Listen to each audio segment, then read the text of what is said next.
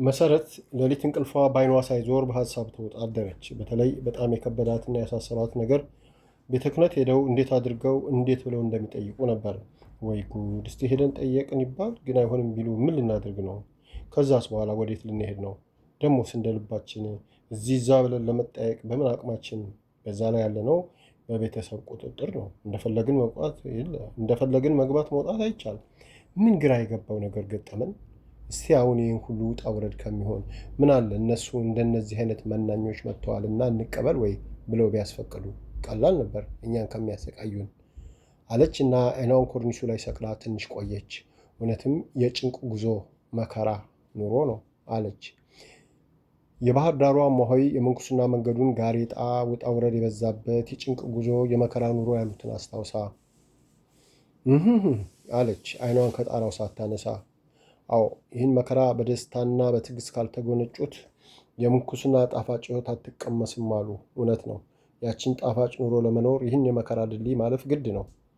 አዎ እንግዲህ መፍረክረክ የለም መበርታት ነው። ጣፋጯን እንኮይ ለመብላት በሾሃ መወጋት ግድ ነው አለች እና በቆረጠኝነት ለመተኛት አይኗን ጨፍና ብዙም ሳትቆይ ደሞ እኮ ትልቁ ችግር የትምህርት ቤት ጉዳይ ነው። ሁልጊዜ በምክንያት መቅረቱ አደጋ አለው። አሁን ውሃንማ የክፍል ኃላፊያችን በእኔ ፈቃድ መጠየቅ ከመመረሩ የተነሳ አንቺ ዱርዬ ወይ አንደኛሽን ትምህርቱን ታዩ ያለበለዛ ሁለተኛ ፈቃድ ብለሽ ፊቴ እንዳትመጭ ብሎኛል።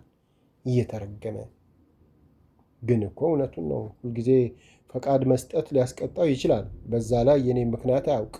ያው ለብልግና ለዱርዬነት ይመስለዋል። እረ እንደውም ደግ ነው። ሌላው ቢሆን ወላጅ አምጪ ብሎ ጉዴን ያፍረጠርጠው ነበር።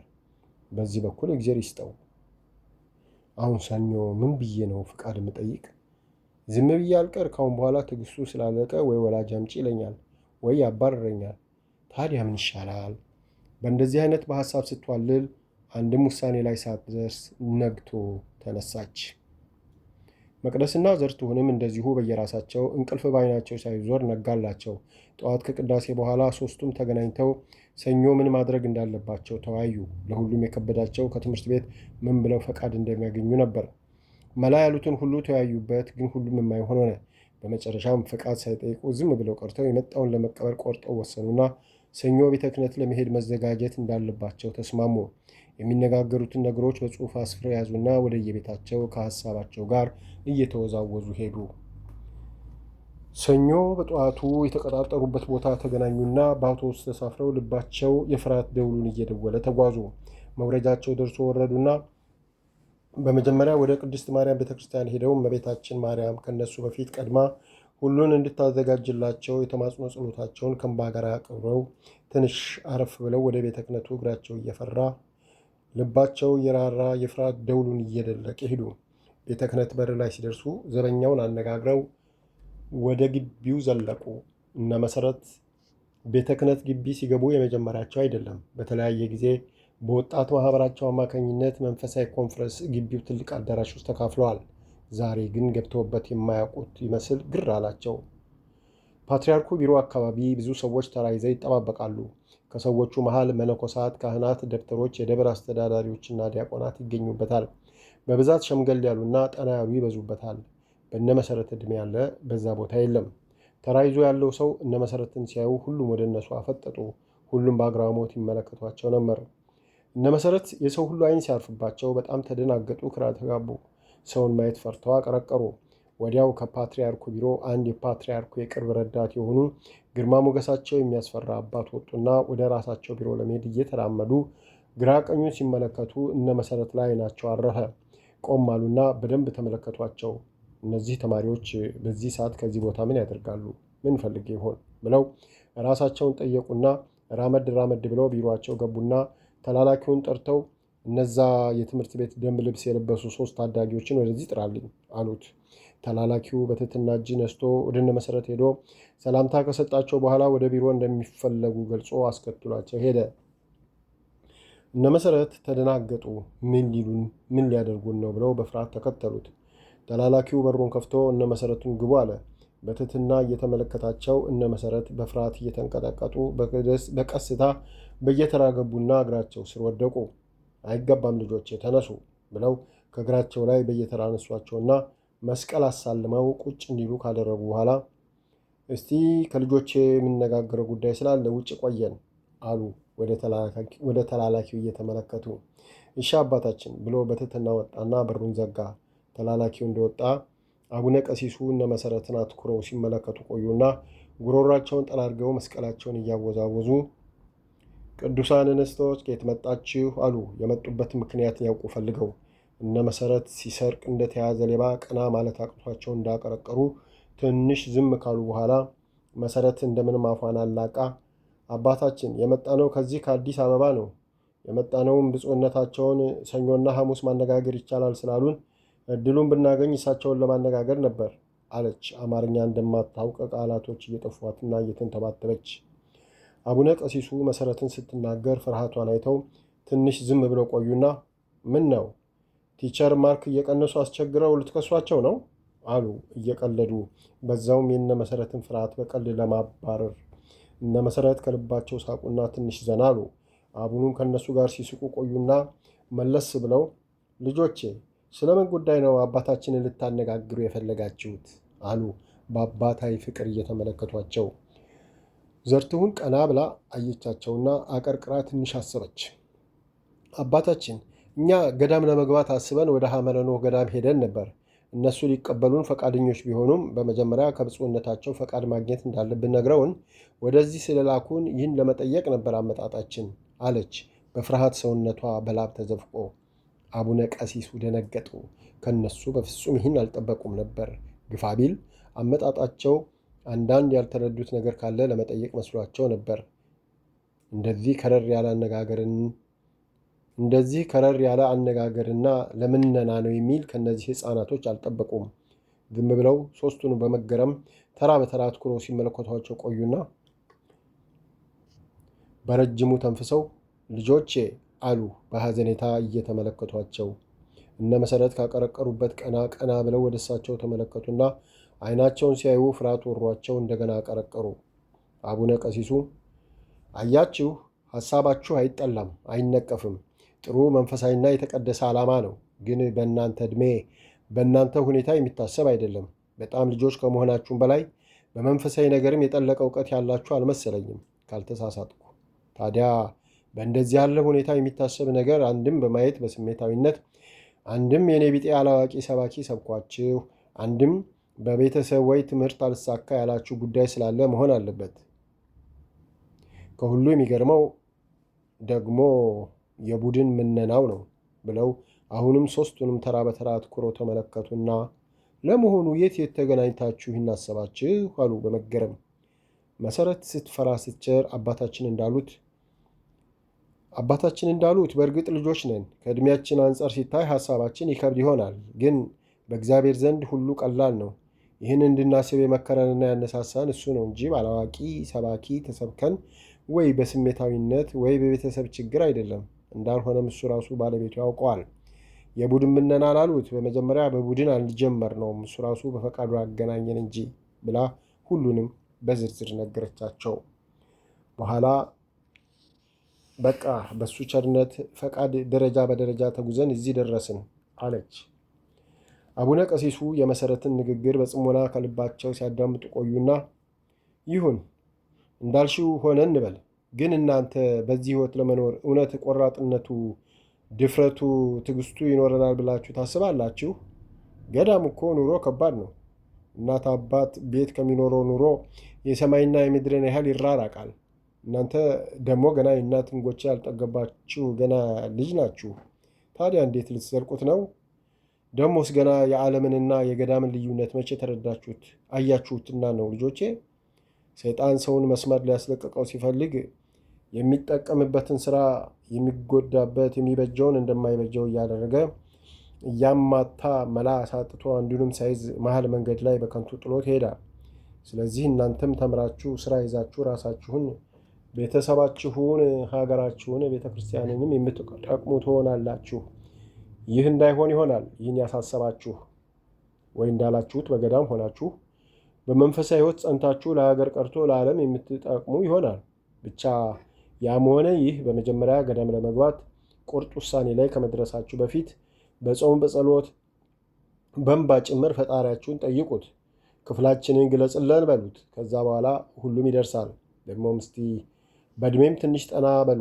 አሁን ያላችሁ ማገናዘብ አይችልም። ስለዚህ ልጆቼ ወደ ቤታችሁ ሂዱና ትምህርታችሁን በትጋት እየተከታተላችሁ ፈጣሪያችሁን በጸሎት ጠይቁት። አሁን ግን ጊዜው አይደለም ልጆቼ አሉ በአባታዊ ፍቅርና ምክር ለስለስ ባለና ልብን በሚሰብር አነጋገር። እነ መሰረት የአቡኑን ቃል ካዳመጡ በኋላ ዘርቱን በእጇ ያለውን የተነጠቀች ያህል እየተሰማት አባታችን በእርግጥ ምክሮ መልካም ነው፣ ግን ያሉትን ሁሉ አድርገን የፈጣሪ ፈቃድ መሆኑንም አረጋግጠናል። ከእናንተ የምንፈልገው ፈቃድ ብቻ ነው አለች፣ የተነጠቀችውን ለማስመለስ ቁርጥ ትግል ውስጥ እንደገባች። አቡኑ ከልባቸው አዘኑላቸው። አሁን እነዚህ ልጆች እውነት የጸሎታቸው መልስ አግኝተው ወይስ ሰይጣን አስመስሎ አሳይቶ ሊጫወትባቸው? ፈጣሪ እውነቱ የቱ ይሆን? እባክህ እነዚህን ሕፃናት ከጥፋት ጠብቃቸው አሉ በሆዳቸው በጣም በማዘን። ልጆቼ የአምላክን ሥራ ከሱ በቀር መርማሪ የለውምና በእርግጥ ጸልያችሁ ጾማችሁ መልስ አግኝታችሁ ይሆናል። አይሆንም ብዬ አልቃወምም። ግን ጾም ጸሎት በቃኛ አይባልምና ግዴላችሁም። እስኪ እንደገና ጸልዩ፣ እንደገና ወደ እሱ አሳስቡ። በእውነት ለዚህ መርጧችሁ ከሆነ ማንም አይመልሳችሁም። ስለዚህ ችኮላውን ተውትና ረጋ ብላችሁ ዳግም ወደ እሱ ጩኹ ብለው ከመጽሐፍት ብዙ እየጠቃቀሱ ቀስና ረጋ ባለ አነጋገር እንዲገባቸው እያብራሩ በብዙ መከሯቸው። እናም ልጆቼ ትንሽ ዓመታት ታገሱ፣ ሲሮጡ የታጠቁት ሲሮጡ ይፈታልና አትቸኩል አሉ። እነ መሰረት ምንም ያቡኑ ምክር ውስጣቸው ዘልቆ ቢገባም ቆዩ የሚለው ምክር ግን ሊቀበሉት አልቻሉም። እነሱ በቶሎ ገዳም ገብተው ከዚያ ዓለም ውጣ ውረድ እፎይ ማለትን ነው የፈለጉት። እሳቸው ገና ለዓመታት አስቡበት ይላሉ። ይህ በፍጹም አልዋጥ አላቸው። መሰረት አባታችን በእርግጥ ያሉት ሁሉ እውነት ነው፣ ግን ይህን ሁሉ በቅድሚያ ስላሰብንበት ነገ ከነገ ወዲያ ብለን የምናጠፋው ጊዜ ስለሌለን ይልቅ በአባትነቶት ይርዱንና ዓለም ማርካ በቁጥጥሯ ስር ሳታድርገን ገዳም እንድንገባ ያድርጉልን አለች በሚያሳዝን አነጋገር እየተለማመጠችና ወደ እግራቸው ዝቅ እያለች።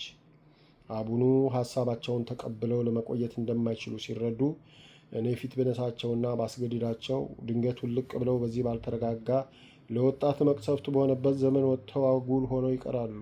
እሺ ቢባሉም ኋላ በሰይጣን ግፊት የተጀመረ መጨረሻው ውድቀት ነው። ምን ይሻላል ብለው ብቻቸውን አውጥተው አውርደው እንግዲህ ልጆቼ ቆዩ ብል ሀሳቤን ልትቀበሉ ካልቻላችሁ ሐሙስ ተመለሱ፣ ኑና ከአባታችን አገናኛችኋለሁ። ከዛ እሳቸው ያውቃሉ። ታዲያ ልጆቼ አባት ጋር ሲመጣ እንደዚህ ያለ አለባበስ ተለብሶ አይደለም። በእርግጥ ይገባኛል፣ ከትምህርት ቤትና ከቤተሰብ ተደብቃችሁ ነው። ቢሆንም ለሁሉም ነገር ስርዓት አለውና ጸጉራችሁን አስራችሁ ረዘም ያለ ለብሳችሁ ነጠላ ደርባችሁ ነው። ከዛ በኋላ እሱ ያለው ይሆናል። በሰላም ለዛ ያድርሰንና አባታችን ጋር እኔ ይዣችሁ እገባለሁ አሉ በርኅራኄና በጥልቅ ሐዘኔታ እያዩአቸው። ከዛም ጸሎት አድርገው ለእያንዳንዳቸው የአውቶቢስ ብለው 10 ብር ሰጥተው ሸኟቸው። ሐሙስ ዕለት እነ መሰረት በጠዋቱ ትምህርት ቤት እንደሚሄዱ ከየቤታቸው ወጥተው አስቀድመው የደበቁትን ልብሳቸውን ከባለ ሱቅ ወስደው ተቃይረው ደብተራቸውንና የደንብ ልብሳቸውን ሱቅ አስቀምጠው በየልባቸው መልካም እንዲገጥማቸው ፈጣሪያቸውን እየተማጸኑ ወደ ቤተ ክህነት በአውቶቡስ አመሩ። መውረጃቸው ደርሰው ወረዱና ወደ ቅድስት ማርያም ቤተ ክርስቲያን አምርተው ለእመቤታችን ከእንባ ጋር ተማጽኗቸውን በጸሎት አድርሰው ወደ አቡነ ቀሲሱ ቢሮ አመሩ። አቡነ ቀሲሱ በቢሮአቸው መስኮት እነ መሰረትን ሲያዩአቸው ደነገጡ። በእርግጥ የዛን ዕለት ለአፋቸው ተመለሱ ይበሏቸው እንጂ እውነት አድርገው ይመጣሉ ብለው አልጠበቁም ነበር። እነዚህ ልጆች በቃ ቆርጠዋል ማለት ነው አሉ በልባቸው። እነ መሰረት ቢሮ ደርሶ በቀስታ በሩን አንኳኩ። አቡኑ ይግቡ አሉ። እነ መሰረት ቀስ ብለው በሩን ከፍተው ገቡና አቡኑ እግር ላይ ተራ በተራ ወድቀው ጫማ ስመው መስቀል ተሳልመው ቆሙ። አቡኑ ተራ በተራ ከእግር እስከ ራሳቸው እያዩአቸው ልጆቼ ምክሬን አሻፈረኝ ብላችሁ መጣችሁ አሉ በቅሬታ። አባታችን ምክሮን ላለመስማት ሳይሆን ያው ባለፈው እንደነገርኖት በቁርጥ ያሰብንበት ስለሆነ ነው። አይዘኑብን፣ ይቅር በሉን ብላ መሰረት እግራቸው ላይ ስትወድቅ እነ መቅደስም አብረው ወደቁ። ተነሱ ልጆቼ፣ እሱ ይቅር ይበላችሁ። እኔ እኮ ለእናንተው ብዬ ነው። ዛሬ ብዙ ነገር አልታይ ስላላችሁ ምንም ማድረግ አይቻልም። ነገ አይነ ህሊናችሁ ተገልጦ ሁሉም መለስ ብላችሁ ስታዩ ያኔ ያልኳችሁን ሁሉ ትረዱ ይሆናል። አሁን ግን እንደፈቀዳችሁ፣ እኛም አይሆንም ብንል ካላመናችሁበት በድፍረት ተራምዳችሁ አወዳደቃችሁን ታከፉታላችሁ። ስለዚህ እስቲ ይሁን አሁን ቁጭ በሉና ትንሽ ቆይተን ወደ አባታችን እንሄዳለን አሉ በሐዘኔታ። እንደው እነዚህ ልጆች ነገር ምን ይሆን መጨረሻው አሉ በልባቸው ወደ ወንበራቸው ተመልሰው እየተቀመጡ። አቡኑ መጥሪያውን ተጭነው ተላላኪው ሲገባ አባታችን ጋር የመግባቱ ተራ እነዚህ የቅዱሳን እንስቶች ስለሆነ ውስጥ ያሉት ሲወጡ አይተ ንገረኝ አሉ ከነ መሰረት ላይ አይናቸውን ሳያነሱ። ተላላኪውም አባታችን አሁን መግባት ይችላሉ አለ። አቡነ ቀሲሱ እነ መሰረትን አስከትለው ወደ ፓትርያርኩ ቢሮ አመሩ። እዛም እንደደረሱ እነሱን በር ላይ ትተው እሳቸው ወደ ውስጥ ገቡና ለጥ ብለው እጅ ነስተው መስቀል ተሳልመው ስለ እነ መሰረት በጥቂቱ ካስረዱ በኋላ ይዘዋቸው ገቡ። እነ መሰረት ልባቸው ተመንጥቆ ሊወጣ የፈለገ እስኪመስል ድረስ እየደለቀ ሰውነታቸው በፍርሃትና በላብ ተጠምቋል። እግራቸው እየተሳሰረ እንደ እውር እየተመሩ ገቡ። የፓትርያርኩን እግር ስመው መስቀል ተሳልመው ቆሙ። ፓትርያርኩ እነ መሰረትን ከእግር እስከ ራሳቸው አትኩረው ሲመለከቱ ቆዩና ፊታቸው ባማረ ማስቀመጫ ከተቀመጡ መስቀሎች እያነሱ ለእነ መሰረት ሰጧቸው። እነ መሰረት በአክብሮት እጅ ነስተው ወርቅ መሳይ የአንገት መስቀል ከአቡኑ እጅ ተቀበሉ። አቡኑ አሁንም በዝምታ ተራ በተራ ሲያስተውሏቸው ቆዩና ጉሮሯቸውን ጠራርገው ልጆቼ እስቲ ቁጭ በሉ፣ ዛሬ እንዴት ጎበኛችሁን አሉ አባታዊ ፍቅር በተሞላው አነጋገር። እነ መሰረት እነ ሞሃይ እንደመከሯቸው የለም አባታችን የመጣንበትን ሳንናገር አንቀመጥም አሉ። ለምን ነበር የመጣችሁት ልጆቼ? ምን ልታዘዝ አሉ። ብዙዎች ለጥብቅ ጉዳይ ሲመጡ አልቀመጥም ብለው አሻፈረኝ ስለሚሉ ተቀመጡ ብሎ መከራከሩን ትተው ወደ ቀጥታ ወደ ጉዳዩ ገቡ። መሰረት ስትፈራ ስትቸር የመጡበትን ነገር ንግግሯ እየተቆራረጠና ቁና ቁና እየተነፈሰች አስረዳች። አቡኑ በጽሞና ሲያዳምጡ ቆዩና ትንሽ ዝም ብለው ቆዩና ልጆቼ ለመሆኑ ገዳም መግባት ምን እንደሆነ በመጀመሪያ በደንብ ተረድታችኋል ወይስ በማየት በመስማት በጊዜያዊ ስሜት ተነሳሳችሁ ነው አሉ በልጆቹ በጣም ተገርመው። ዘርቱሁን ወደ ገዳም እንዴት እንደተነሳሱ ዝርዝር አድርጋና አስረግጣ ነገረቻቸው። ልጆቼ ይሁን ያሰባችሁት የተመኛችሁት ሁሉ ጥሩና በጎ ምኞት ነው። ግን ገዳም ለመግባት ገና ብዙ ያላሟላችሁት ያልተረዳችሁት ነገር አለ። ስለዚህ ሌላ ሰው እንዲያውቅ ተደርጎ ለተወሰነ ጊዜ ስለ ገዳምም ሆነ ስለ ዓለም ኑሮ በደንብ የሚያስረዳ የሚያስተምር መምህር ይመደብላችሁና በደንብ ከተማራችሁ በኋላ አስተማሪው አበቃሁ የሚገባኝን አስተማርኩ ሲል ከዛ በኋላ ምርጫችሁ ወደ ገዳምም ይሁን ወደ ዓለም ያኔ እንመካከርበታለን። አሁን ግን ስለ ገዳምም ሆነ ስለ ዓለም ምንም የተገነዘባችሁት ነገር ስለሌለ እሺም እምቢም ለማለት አስቸጋሪ ነው። ደግሞም ገና ልጆች ናችሁ። ትንሽ መብሰል ያስፈልጋል። ጨውና ስኳር መልካቸው ነጭ ነው፣ ግን የሁለቱንም ጣዕም ቀምሶ የሚፈልጉትን ለመምረጥ ዕድሜ ወሳኝ ነው። ሕፃን ልጅ የሁለቱም ጥቅም ስለማይገባው ለሱ እኩል ናቸው። በዕድሜ የበሰለው ግን ሁለቱንም በየአስፈላጊነቱ ይጠቀምበታል። ስለዚህ እናንተም የዓለምንና የገዳምን ልዩነት በደንብ መርምሮ ለመረዳት ዕድሜያችሁ ገና ነው። ስለዚህ ልጆቼ ጥሩ መምህር ተመድቦላችሁ አመቺ በሆነ ጊዜ እየተማራችሁ በዕድሜያችሁም ብሰሉ አሉ ርኅራሄ በተሞላበት በአባታዊ አነጋገር። እነ መሰረት ምክራቸው ልክ መሆኑንና መማራቸው ለተጨማሪ እውቀትና ለበለጠ ግንዛቤ እንደሚረዳቸው ቢገነዘቡም ቆይ የሚለውን ነገር እጅግ በጣም ከበዳቸው። ተስፋ መቁረጥ በውስጣቸው አቃጨለ። ከባድ ሐዘን ሆነባቸው። መሰረት አውጥታ ውርዳ ስትፈራ ስትቸር ብጽዕነቶ ገዳም ለመግባት ወስነን ወደ እርሶ ስንመጣ በአጭር ጊዜ ውስጥ ይፈጽምልናል በሚል ሙሉ ተስፋ ነበር። አሁን ግን ሐሳቦት ባይከፋም ቆዩ ስላሉን ቀን የጨለመብን ያህል ተሰማን። አባታችን ከድፍረት አትቁጠሩብንና ትምህርቱን እዛው ገዳም ውስጥ ባመክሮ ሆነን እየተማርን እንድንቆይ ፈቃዶት ይሆንልን። በእውነት ለዚህ ጊዜ መስጠት እኛን ወደ አላስፈላጊ ሕይወት መጣል ነው። አባታችን በጣም ችግር አለብን ብላ ስቅስቅ ብላ አለቀሰች። እነ መቅደስም አብረዋት አለቀሱ። እንዴ የምን ለቅሶ ነው ልጆቼ? ይህ እኮ የሕይወት ነገር ስለሆነ እናንተ ስላለቀሳችሁና ስለቸኮላችሁ የሚሆን ነገር የለም። ከትላንት ወዲያ ወደ መንኩስና ሕይወት ውስጥ ዘለው ገብተው ዘለው የወጡ እኮ ናቸው ለቤተ ክርስቲያናችን እንቅፋት፣ ለሕዝበ ክርስቲያን መሰናከያ፣ ለእውነተኞች መነኮሳት ማፈሪያ መሰደቢያ የሆኑት።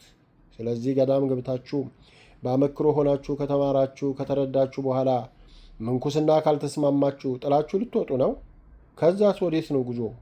አያችሁ ልጆቼ፣ ያለመብሰል አንዱ ችግር ይሄ ነው አሉና፣ ለመሆኑ የት ደብር ልጆች ናችሁ? የደብራችሁስ መንፈሳዊ መምህራችሁ ማን ነው? አሉ። ዘርቱሁን ፊቷን ጠራረገችና ደብራቸውንና የመንፈሳዊ አስተማሪያቸውን ስም ነገረች። አቡኑ በማስታወሻቸው ላይ ጻፉና ቀና ብለው፣ እስቲ ለማንኛውም እናንተም ያልኳችሁን ሁሉ አስቡበት፣ እኛም ሁኔታውን እንመርምርና ሰኞ ተመልሳችሁ ነው። አያችሁ ልጆቼ፣ ያ የሄዳችሁበት ገዳም ያለኛ ፈቃድ መናኝ እንዳይቀበል የተደረገው አብዛኛው ወደዚህ ገዳም የሚመጡ እንደናንተ ያሉ በዕድሜ ያልበሰሉ ልጆች ስለሆኑ ብዙ ስህተቶች ስለተፈጸሙ ለትንሽ ጊዜ ያንን ለመቆጣጠር ነው የበላይነቱን ቤተ ክህነቱ የወሰደው። ይህን የምላችሁ እንድትረዱት ነው። ስለዚህ የዛ ገዳም አባል ለመሆን ትንሽ በዕድሜ መብሰልና ትምህርት ያስፈልገዋልና ታገሱ። ልጆቼ፣ የአምላክ ፈቃድ ከሆነ ማን ይቃወማችኋል? እስቲ ሁላችንም ወደ እሱ እናመልክትና ፈቃዱን እንስማው አሉ በርኅራኄ ዓይን እየተመለከቷቸው። ከዛም በብዙ መክረው ሰኞ እንዲመጡ በቀጠሮ ጸሎት አድርሰው ተለያዩ። እነ መሰረት ዝም እንደተባባሉ ከአውቶቡስ ወርደው ወደ ራጉኤል ቤተ ክርስቲያን አምርተው ከጸሎታቸው በኋላ መጠለያ ውስጥ አረፍ ብለው እንደቆዩ መሰረት፣ እናንተ፣ እኔ ልቤ ሰጋ። ለምንድን ነው ደብራችንንና የደብራችንን መንፈሳዊ መምህር የጠየቁን? ጠርተው ስለኛ ሊጠይቁት ይሆን? አለች መሰረት ሁለቱንም ስጋት ባጠላው ፊቷ እየተመለከተቻቸው። አይ ስለኛ አንዳንድ ነገር ለማወቅ ለማጣራት ይሆናል እንጂ ሀሳባችንንማ በምንም አይነት ለማንም አይነግሩ። ይህ ሚስጥር እንደሆነ ከነሱ የተረፈ ነው አለች ዘርቱን። ግን ስጋት እሷንም በመጠኑ እየገባት፣ በእርግጥ ሚስጥርነቱን ቢያውቁም መምህራችንን ካነጋገሩት እሱ ለምን ስለኛ እንደጠየቁት መጠየቁ ስለማይቀር ከነገሩት ብዬ ነው አለች አሁንም ስጋቱ ሳይለቃት። ታዲያ ለሱ የሚሆን መልስ ሊያጡ ነው? አይ መሲ፣ የማያሳስበው ያሳስብሻል። አሁን ልብሳችንን ቀያይረን እንሂድ፣ ተማሪዎች አይደለን? አለች መቅደስ ፈገግ ብላ።